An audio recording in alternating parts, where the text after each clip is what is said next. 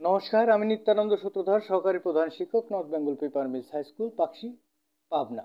আমি আজকে এসেছি অষ্টম শ্রেণী গণিত একাদশ অধ্যায়ে 14 নং প্রশ্নের সমাধান নিয়ে। 14 নং প্রশ্নে কি বলছে যে একটি কারখানায় 100 জন শ্রমিকের মাসিক মজুরির গণসংখ্যা নিবেশন সারণী দেওয়া হলো।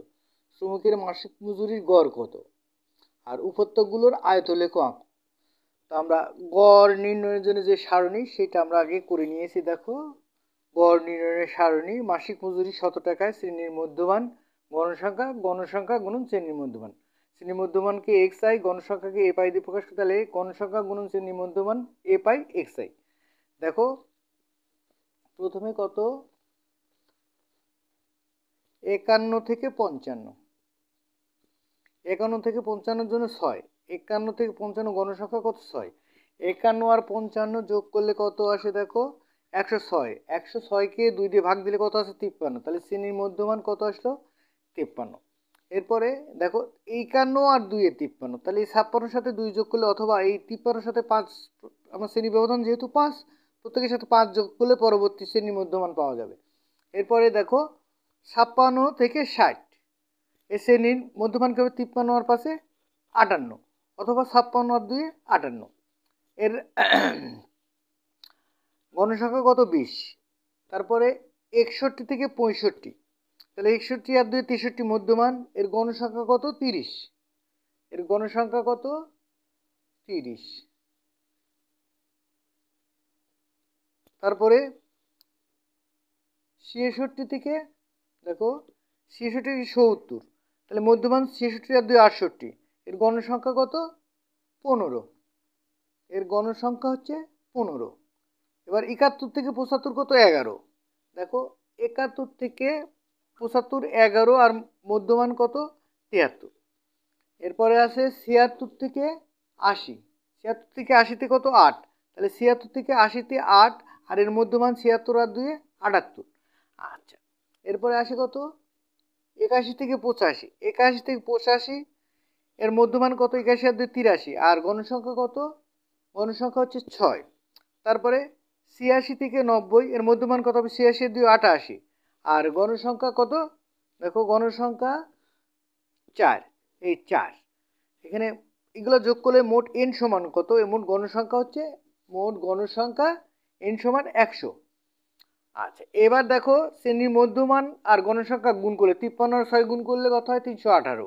58 আর 20 গুণ করলে কত হয়? 1160। 63 আর 30 গুণ করলে 1890। 68 আর 15 গুণ করলে 1020। তারপরে 73 আর 11 গুণ করলে 803। তারপর 78 আর গুণ করলে 624। তারপরে 83 আর 6 গুণ করলে 498। তারপরে 88 আর 4 গুণ করলে 352। এই summation of a pi x i সমান কত? 6665। আমরা দেখো গড় সমান কি? Summation of a pi x i by n, তাহলে সমান 6665 ডিভাইডেড বাই 100, ভাগ করলে কত? 86.65 টাকা। তাহলে নির্ণীয় মাসিক মজুরির গড় 66.65 টাকা প্রায়। এই গেল গড়। এরপর আমরা আয়তলেখ অঙ্কন করব। আয়তলেখ অঙ্কনের জন্য প্রয়োজনীয় সারণী এখানে দেখো: মাসিক মজুরি টাকায়, তারপরে অবিচ্ছিন্ন শ্রেণীসীমা আর গণসংখ্যা। তো অবিচ্ছিন্ন শ্রেণীসীমা বানাতে হলে নিম্ন সীমার সাথে 0.5 বিয়োগ এবং উচ্চ সীমার সাথে 0.5 যোগ করতে হয়।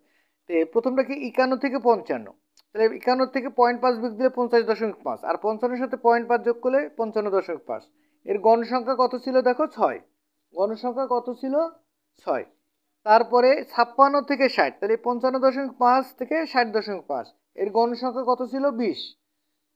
তারপরে 61 থেকে 65, এর অবিচ্ছিন্ন শ্রেণীসীমা কি? 60.5 থেকে 65.5, এর গণসংখ্যা কত? 30। তারপরে 66 থেকে 70, দেখো 66 থেকে 70, এর অবিচ্ছিন্ন শ্রেণীসীমা 65.5 থেকে 70.5, এর গণসংখ্যা কত? গণসংখ্যা হচ্ছে 15। দেখো গণসংখ্যা 15। এবারে 71 থেকে 75 গণসংখ্যা কত? 11।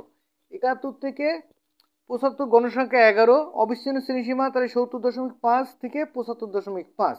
এবার 76 থেকে 80 এর গণসংখ্যা কত 8, 76 থেকে 80 গণসংখ্যা 8, অবিচ্ছিন্ন শ্রেণী সীমা তাহলে 75.5 থেকে 80.5। এরপরে 81 থেকে 85 গণসংখ্যা কত 6, তাহলে 81 থেকে 85 এর গণসংখ্যা কত 6, আর অবিচ্ছিন্ন শ্রেণী সীমা কত 80.5 থেকে 85.5। এরপরে 86 থেকে 90 গণসংখ্যা কত 4, 86 থেকে 90 গণসংখ্যা 4, তাহলে 85.5 থেকে 90.5।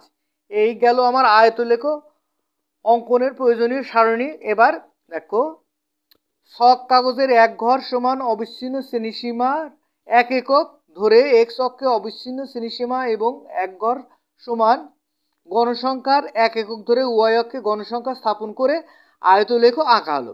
এক্স অক্ষের মূল বিন্দু থেকে 50.5 ঘর পর্যন্ত ভাঙা চিহ্ন দিয়ে আগের ঘরগুলো বিদ্যমান বোঝানো হয়েছে।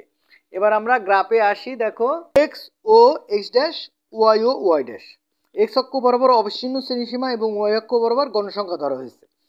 দেখো, 50.5 থেকে 55.5 কত 6, এই দেখো 50.5 থেকে 55.5 কত 6, এই হচ্ছে 6। তারপরে 55.5 থেকে 60.5 কত 20, এই 60.5 কত 20। তারপরে 60.5 থেকে 65.5 30, 60.5 থেকে 65.5 কত 30। তারপরে 65.5 থেকে 70.5 15, 65.5 থেকে 70.5 কত, এই যে 15।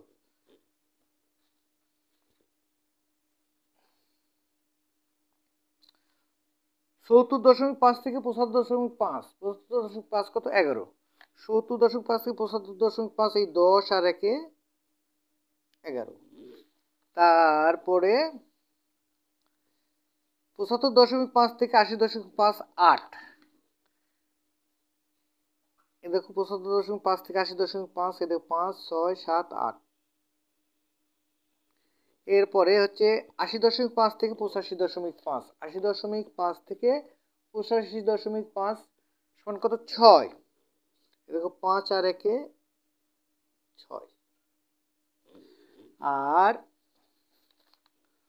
85.5 থেকে 90.5 4, এই যে 5-এর নিচে এই 4। এখন কি করব, এগুলাকে আমরা স্কেল দিয়ে টেনে দেব।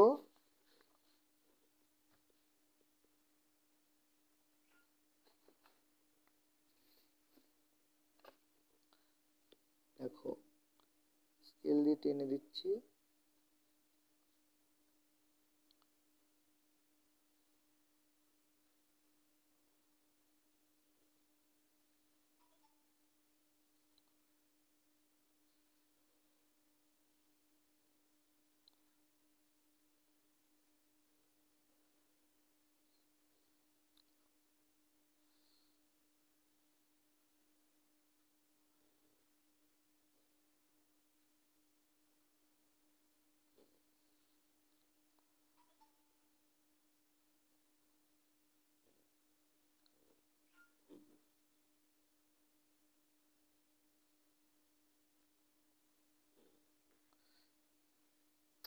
এখন এই এক্স অক্ষের মূল বিন্দু থেকে 50.5 ঘর পর্যন্ত আমরা কি করব, এই ভাঙা চিহ্ন দিয়ে আগের ঘরগুলো বিদ্যমান বোঝানো হয়েছে বোঝাবো।